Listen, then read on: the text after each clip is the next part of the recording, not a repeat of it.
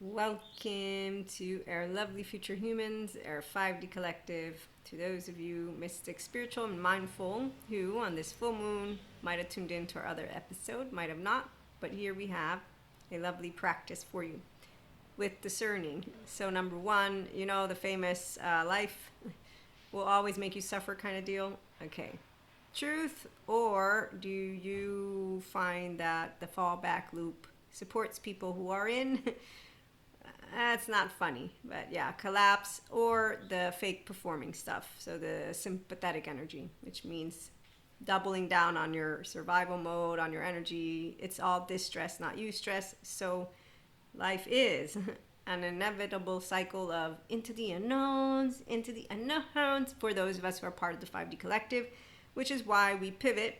So we know the truth. The truth is, put a hand on your heart in the name of the Father and the Son and the Holy Spirit. You can tune in to the other episode Jesus shared with us. The kingdom of God is within us all. Sadhguru shares the seed of enlightenment is within us all. I bring the human elements to the spiritual and spirituality elements, which means you be you and I be me, and we're in good company. And so 1 up, 2 up, 3 up, and you continue to use integrated brain. So that's how fun it is to own the mind, because you own the left and you own the right, and so you own the embodied brain, and it's an integrated one, and you own the self. And so between the soul, which is down apparently here, and the spirit, which is ascending out there, and really we're going to have some channeled guidance, food for thought for our full moon. Okay, here's our SMART framework: stable, mature, adaptive, rational, teachable. Okay, so the brain prefers to keep you safe, and if familiarity is anything that is related to modulation, you won't be back here, because the ones who want to rise like the phoenix and down and up and down they go, they actually do a whole bunch of things that are unimpressive, like this, I'm a demon now, or they stop, get therapy and admit to it, and then they don't do that or this, but they find their what Dan Martell or Dean Martell, I forget right now, Dan Martell, mediocre people. Yes, it's not. I'm working with the judgmental asshole. Some people are cool with the average and even below average, and some people are like, but our infinite higher human consciousness potential and spiritual growth ascension and personal growth ascension means we're in the flow state. So it pushes us to the edge of criticality in a way that is amazing. Okay, so with the SMART framework, get ready for your pens and paper so you can write it down for your own self-reflectiveness. Stable. Can you remain grounded while evaluating this thought? The thought that life is not suffering. It is a cliche sentence. Now, those who do suffer physically and a lot more of other things, there's a bunch of people out there who help even for free. So I'm not saying that there's not the word is there, but as for the feeling, like the little choo-choo train who made it over the hump, when you're using your ventral pivot because your human body is capable of it, you're like, wait, but I play inside. Like my thoughts, my feelings, and when I get really angry and really scared, like panic attacks or really like pure fear, that's really nice to be able to discern that it's not my imagination, there's no monsters, none of that. That's because God's invincible, by the way, though. The inconsistency, anyone who wants to keep talking about monsters, I'm like, nervous system scientists prove there's no monster inside anyone. And remember how God says, don't play me, don't cast stones, right? Jesus shared those. Blessed are those who believe without seeing, turn the other cheek, forgive them, they don't know. Stephen Porges confirms biologically rude people don't know what they're doing. Pat Ogden confirms that if a 0-8-year-old non-metabolized trauma time continues to play on a wheelhouse, well, I'm quoting the 0-8-year-old non-metabolized trauma time continues to play on a wheelhouse. So some would say infantile regression or something. It's no, they actively are living out their 0-8-year-old on a wheelhouse. Go watch them. And you spot the teenage version of them. These are all adaptive child part people, adaptive childhood patterns, maladaptive patterns of behavior. They go to Reddit groups and say, how do I escape reality? But not with drugs or alcohol, because now they're comparing themselves to others, thinking they're doing better. Smoke and mirrors. You see, this is the part. It's like, okay, are they stable? No. Stability comes from the nervous system and your comfortableness with the ventral vagal state. Deb Dana informs me that those who go to therapy, when they're in ventral for 5 seconds, after like 2 or 3 seconds, it's, I can't feel safe because something's going to go wrong. I don't know that feeling, but I'm like, oh, I'm happy they're with you. That way, once they're done thinking fake thoughts, because they know that comes from my childhood. It doesn't exist with other people necessarily. They're going to come be friends with the 5D collective. Oh, and we're moving into the 7th dimension, remember? Yes, I saw the visual. I got it confirmed by another lovely colleague of mine, and we'll talk about that in our full moon special, not this one. Mature. Are you taking responsibility for your interpretation of suffering? How many of you take responsibly your capacity to notice your affective realism and notice the activated state? And I have her too. Yep, my 3-year-old charges. So the injustice, the betrayal, the humiliation, the rejection, and the abandonment. But see, for a mystic who's in communion with God, it's like he's not abandoned. He didn't do anything unjust. He hasn't rejected me. Like everything that's happening out there in the world, it's because of humans who are suffering life and who in fact actually, some judge me because they think God is in a book, and apparently they will say God doesn't need signs, so demonic possession is real still, Maria. And you will say nothing because that's inconsistent. God made all his children perfect and gave us free will. You have the free will opportunity to go to therapy or not. Once someone's changed because they become their real self, these are words from those who have gone, then they say, I want more of my ventral vagal state. Not it's boring, because if that's where they stop, FYI, they didn't really understand that they were never meant to be in that other state in their body. You see what I'm saying? So it's pretty straightforward. We're not here to be equanimous. We're here not to be love is lightning. You're here to be love, lightning, empowered blissfulness. It's just really amazing. So are you taking responsibility? I am not denying any of it. I really just have comfortable in my ventral pivot because I was a 3-year-old who was having fun, and a 5 and an 8. I did a childhood thing with lovely hypnotherapy. Oh my God. My most favorite childhood memory is me at 3 years of age. And then I started to see myself moving into my 5 years and my 8, and they're all great. And when I got disowned, which is fake, you can't get disowned, God and I and Jesus had a chit chat. Just so you can understand why. And I got taught everyone plays the game of life differently, Maria. It's not personal. I'm adding the part. It's not personal. It's everyone plays differently. So I respect that some will suffer life. It makes me sad. They really don't like me. When they see me, some would want to punch me in the face. I actively know this because they've told me. And I say, I'm sorry, I can go now because my ventral isn't going to turn off. It's always here. So I can leave. That way the trauma charges that are coming up to want to be welcome, because somatic empaths, we heal, but it's only when somebody will want to share with you those. But the thing is, it's so important that they would be doing something like, wow, I'm getting to reclaim myself. Thank you so much, Maria. This is amazing. And that's because they would know that the scientists, the attachment trauma educators are right. And every person who's disregarding becoming their essence, their whole self, ego self, is missing out really a lot. But we're okay with 3D 4D. I was told they'd stick around, and thanks God, as he chimed in the other episode too, he doesn't give his children more than what they can bear. So when you hear me talking about a Zen master who has laundry, he doesn't know how to cry like a big boy or a big girl or a big they, but he likes to say he's a Zen master. And God just told me not to be a smart ass. He's the one and only. Adaptable. Is this belief keeping you rigid or allowing you to navigate change? So when people think suffering is actually all there is, really what it is a collapsed nervous system state. Because they're not going to put up the actual correct fight, move into then the curious, and then say, oh wow, this is what it feels like to be alive. I'm alive, I'm alive. And those instead who do this, thank you so much, because really, isn't it amazing to be this, and then to meet others who bring their heart, and they have their heart on the sleeve, right? And Stephen Porges says, no, on the face. It's an honor. Christ consciousness, oneness consciousness. I wondered about the 5D. Now I know exactly who they all are. They're ventral pivoters. And that's because they make use of their anticipation machine. Our brain keeps us safe, and our mind, which is amazing, and they work together. And they don't do ourselves a disservice, because we don't do a disservice. Chicken Little, dark matter, dark energy. We hope it don't implode. 1, 2, 3, 4. Rational. Does this belief align with your current reality or past survival script? It's basically a bunch of people who just don't want to notice that they have options. I'm just saying, I have had very serious conversations with people who say they do personal growth and spiritual growth, and they seem to not notice they have yet to wield the prefrontal cortex so they can disengage from the effective realism, the activated state. Emotions last, I think it was like, what, 10 seconds, 7 seconds, 15 seconds? Like, that's how quickly an emotion can arise and move forward. But if you stay in a defensive mode, that's where rumination comes in.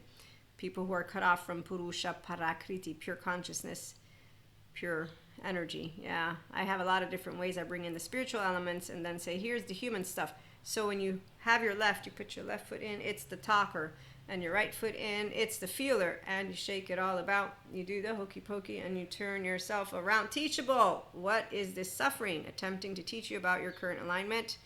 Okay, so I learned easily how to get out of the alert. This was around the time where Twin Flame 1 was made clear and I was already ascending and all this amazing stuff.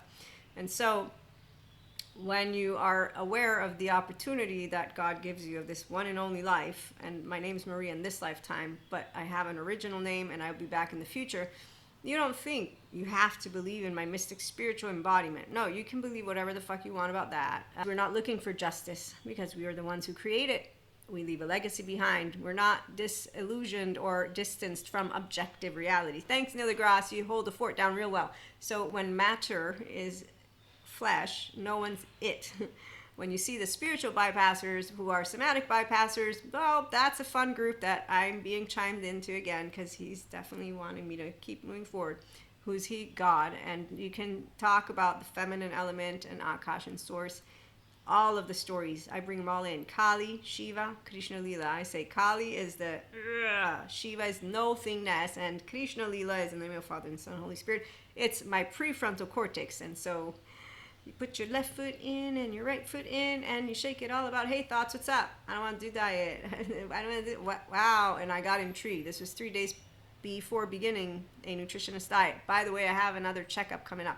I will maybe post. It's been a while since we've had that one. So the human elements are what you get to understand, and the spiritual and spirituality elements are what we get to have fun with, and those who live a life of meaning and connection beyond the solo self.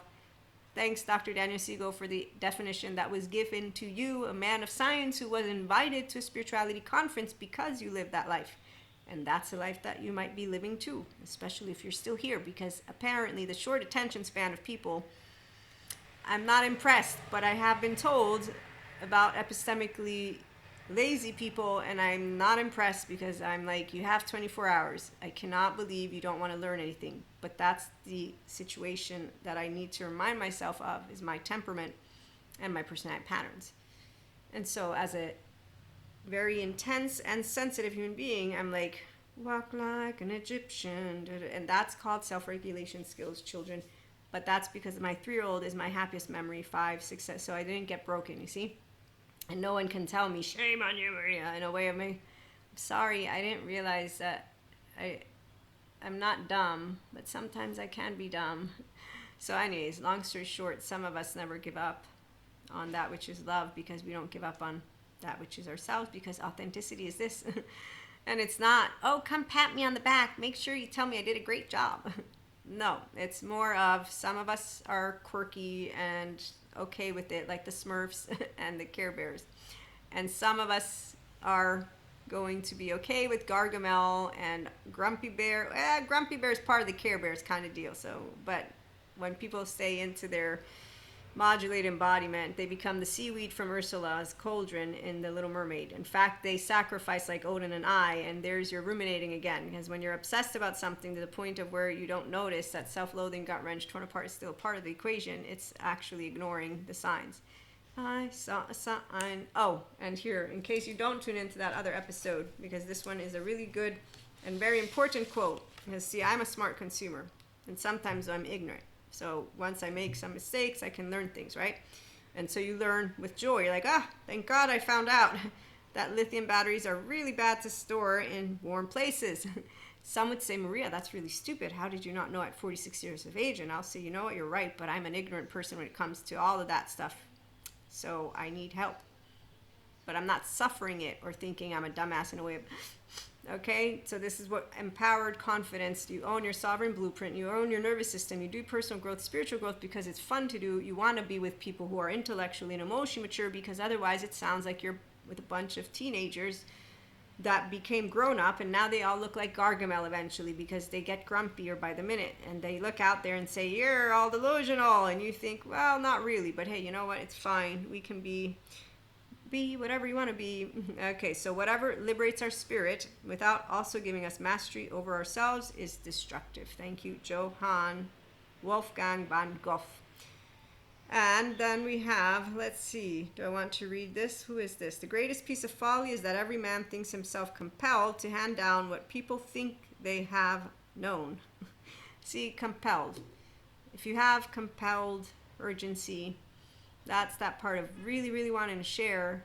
That's really nice, but it's nicer when you're the owner of it, right? Because if you're compelled, here's where karma can come into the mix, the way Sadhguru explained it to me. And it's basically when you're so rigid that you're not able to be flexible in a way of adapting and then becoming, oh wait, that's right, things change in life. Okay, so consistently knowing we don't have to sacrifice anything when change comes about is the ownership of the observe, witness, narrate of your mind and your brain. Okay, so just FYI, it's really fun to be a human, and I'm alive. If you treat an individual as he is, he will remain how he is. But if you treat him as if he were what he ought to be and could be, he will become what he ought to be and could be. So I think these are all by Johann Wolfgang von Goethe, but I don't agree completely with this because, again, when people don't own their 3-year-old, their ego self, I've seen that they don't actually become who they could be because they didn't take ownership of their, from the fetus to the 1-year-old to the 3, the 4, the 5, all of it. And the thing is, we have nervous system and brain science and mental attachment science, all of them. And the ones who say, that's so much shit, that's epistemically lazy, and they like their charged narratives, and they like to be groupies, and they like to validate their charges. And so they're the ones who say world is suffering and you're all the bypassers because how dare you minimize. Discerning and being equanimous isn't minimize. And then remembering who God is and how amazing and perfect he is, and the ones who point to the world, those are all humans with core wounds that aren't healed. And when you're casting stones, what do you think you're doing? You're doing the same thing they're doing. So who's perpetuating core wounds? Injustice, betrayal, humiliation, abandonment, rejection. Oh, let me think. The ones who are casting stones, who don't know how to forgive, who don't notice their fire from the low frequency is not any kind of good self-righteousness. No, it's the one that needs reparenting and the one that needs to grieve. And it needs to grieve not for me, but for their own self and the anger that is being bottled up and that is then being projected out there in the world. And that's for every person, to every country, and to everything. Did you know there's different soul age groups for the countries? So spiritually speaking, I have answers. There's soul age groups for people, and then there's soul age groups for countries. There's karma for people, there's karma for countries. The reality is that lovely free will that those of us who do know about it from the God, the one and only, meaning there's no breaking it. And so it's free will because I am not here to impose upon you anything. Now, while Robert Sposio talked to us about determined in his book, I haven't read it yet, and no free will, I'll say, I got it. But guess what we are? We're 8 billion people. And guess who's going to hear the ears that hear the truth of empowerment and of rejoicing with the kingdom of God within them will be all of those who will say, yeah, I have the essence of life within me, and so does every other human.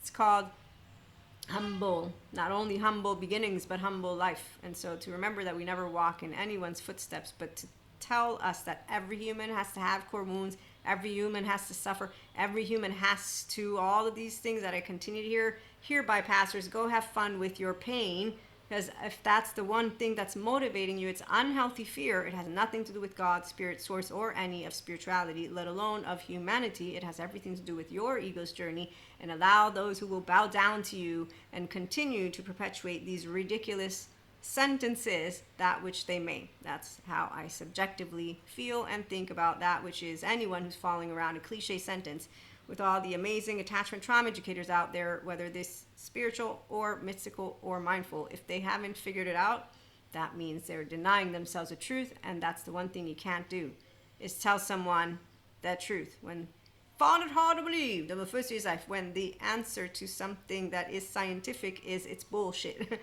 Because there's not wanting to claim that self, but the explanation is it's not spite, as Janina Fisher points out. It's not self-sabotage. It's pure terror. That's the saddest part of all. And so what are you going to do? You don't put a finger in a wound of someone who's hurting, which is why when you see martyrs, blamers, superiors, victims, and all that, they're continuing to play their own non-metabolized trauma stuff, and then they're just picking. So that's when you see all the masculines, they're all the ones who are creating a bunch of smoke and mirrors. Empowered feminines, that would be all the ones who have the empowered masculines. It's not a gender, by the way. And it's actively because ego got to your head. And so grandiosity, no sensitive chip. The individuals who with their unhealthy self-righteous stuff want to go around telling all other egos what to do. Culturally speaking, this is where we all have different cultures. Let's respect different cultures. Let's be able to talk about it. So the part is that we've been doing it for quite some time. Just now we have an online world that made it seem like there's all these extremes. Instead, really, we have one extreme, and the ones of us who are in the middle and say, okay, children, let's play nice. Spirit and science come together. Okay, you don't have to believe in us. We're going to hang out over here while we take care of the big deal stuff. You can keep having fun with this story. That's okay. So we'll be back with more in the meantime. Thanks for stopping by. Have a good one.